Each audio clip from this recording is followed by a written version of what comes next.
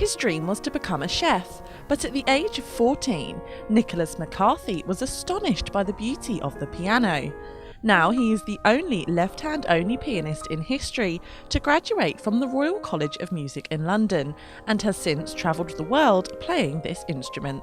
I love the fact with a piano you can create the most beautiful, quiet, stunning sound, or you can create this kind of orchestral, large-scale sounding, stormy sound from the piano, all from the same instrument. So I love that. Also, I do love the aesthetic of it. I love the look of a grand piano on stage. It just looks absolutely beautiful. So I think that all of those kind of things drew me into wanting to learn the instrument. But it wasn't always easy.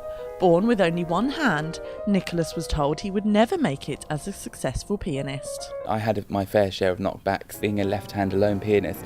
That was always difficult, especially at the beginning of my career where I didn't have a name and no one really knew who I was, because it's kind of trying to convince people to sit up and listen, and why would they want to listen to a one-armed pianist, and that kind of thing. And that took time, and that was difficult. But again, I knew that if I was always performing the music that I wanted to perform, if I was always true to myself as an artist, I knew that people would eventually sit up and listen, and they did.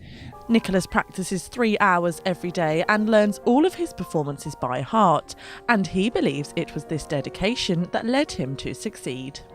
It was my determination all the time of just keep focusing on what I believed I could do, even though other people were telling me, oh, you can't do this, you can't do that. I'm not one of these people who, I just conjure it and it happens. It's not like that. But I just think having that visual focus really did help me just to carry on and do the long hours of practice and get my name out there and all the things that you do as an artist.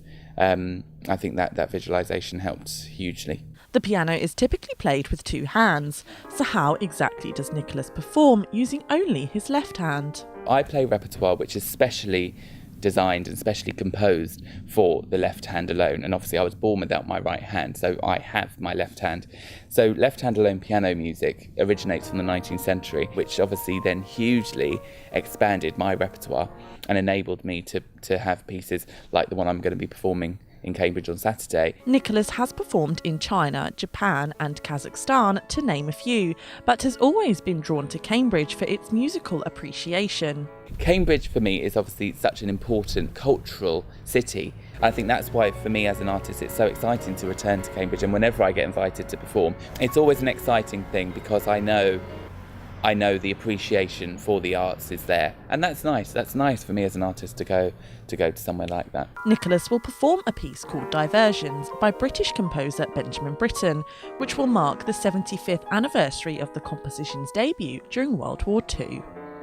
This is Katura Sestine for That's TV.